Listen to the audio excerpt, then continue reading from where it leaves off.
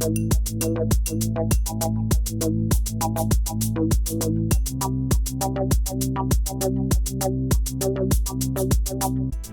back to the Push to Smart Games Club. The Games Club is a monthly feature where we invite you to play a game along with us. This week we are giving our initial impressions of this month's game, which is The Swapper, a puzzle platformer that came from Facepalm Games in 2013. It's very narrative light, but we're going to discuss it. We're going to talk about it. It's a different kind of narrative. It is a different kind of narrative. Deadly Premonition, where you get to point A and then there is cutscene explaining it, exposition, everything. It's a lot more teased out as far as that kind of tease the buzzword environmental storytelling, it seems like.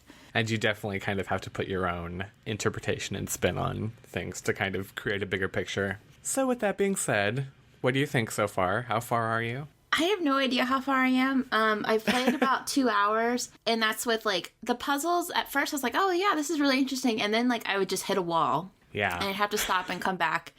And then it would be like, oh, duh, that's how that's solved. And then just hit another wall.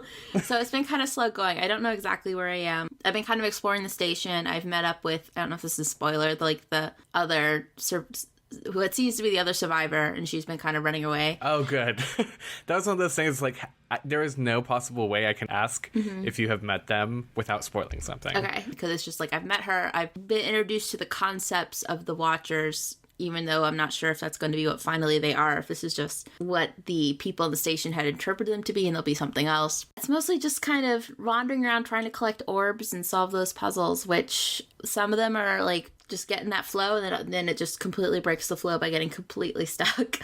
Yeah. There were a couple of solutions later in the game that I had to look up. I'm not going to lie there. Yeah. Yeah. The only time I've looked something up and it was really silly, it was I didn't get at first that how you would move vertically. And then it's oh, duh, you make clones of yourself and swap between them all the way up and down, which I think is actually the most interesting part of the game so far. The cloning mechanic? The cloning mechanic, but the using cloning mechanic to scale. Mm-hmm. Because it demands that you do it in almost every area, because it's either slightly too high to jump up or slightly too high to jump down, you'll die. For that's been the most kind of harrowing aspect, I guess, because it's so easy to just forget about it and just get in that groove of creating your clones and going up. And then, I don't know about you, but I've had several moments where I'd use my clones to get down a very large distance, and I'll be walking around the floor, and all of a sudden this clone body will just slam to the ground next to me. Yeah. And it'll make me jump. It's just wonderfully creepy. The sound they make, the animation that goes... The kind of crunching sound. Ugh. And it's just... That, to me, has been the big... This is going to sound weird, but the biggest takeaway from that game. It really speaks to how we navigate game spaces, and the idea that everything else besides us is expendable.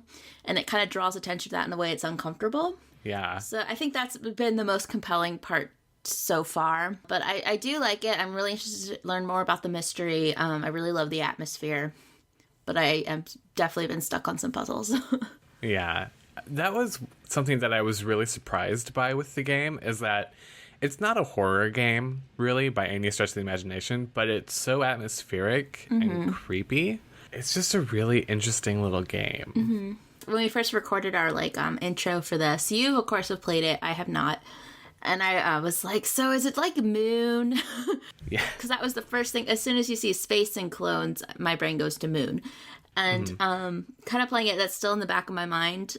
It doesn't seem to be like it in a lot of ways, but then there's some ways because that film also is not a horror film, but there's something really distinctly atmospheric and uncanny about it, especially when he discovers his clones out there in the wilderness. And I think it's very unsettling. Yeah, it's very unsettling. And I get that sense a lot here, just in those very small moments that would have been just nothing in any other game, the bodies falling. That is just a very simple mechanic, and it's very easy to get into flow with that, but having that clone drop down on you just totally breaks your flow in a way that is unsettling. A lot of the visuals of the game are based on claymation. Yeah, so, clay figures and kind of found objects, and then they put them in the game. And I think that gives it a very distinct feel, and I love it. Yeah, I totally forgot to write that down in my notes. But yeah, it has this very kind of handcrafted feel to it. Mm-hmm. His spaceship looks like it could have been a can with like little plastic legs put on it, or little metal legs. And that adds away. It kind of adds that unsettlingness because there's a physicality to it. Mm-hmm. But it definitely does, if nothing else, give it a very unique feel, and it kind of senses space, which is very cool. So one of the reasons I did want to have this game on the Games Club and talk about it is not really the ethics of the whole clone thing, but when I first started playing it, I was kind of like, oh, I don't want you guys to die. You're me-ish. Like, have you had anything like that, or are you just kind of like, game? Yeah, it kind of, with the exception of the moments where I'll be walking around and all of a sudden clone body just slams to the ground. Like, I haven't really, it's been very easy to just kind of like get into that kind of game space and that flow and just be like, okay, I need to do XYZ to get to point orb. Yeah. For me, it's very easy to look past that, except for those few moments. Like, I keep coming back to the body dropping to the ground. That's where I think its strength is, because it takes advantage of the fact that, at least for me, it's so easy to just like block them out, and all of a sudden it's like, what, like jarring, like down. Yeah, maybe I should be thinking about this a little bit more. I mean, just from a first impression standpoint, I love the visuals of the game. I think that it has a really great soundtrack, and the atmosphere is great. And so it's not like a Deadly Premonition experience, but it was just a very solid game. It's a lot more tightly coiled and a lot more polished than Deadly Premonition, which part of the experience of Deadly Premonition is it's just out there in all of its disheveled mess glory, and you have to sift through it to understand what's going on. And then once you get to that end, it kind of recontextualizes the mess. Whereas this seems there's a lot less fat to cut through to get to the point, I guess. Yeah.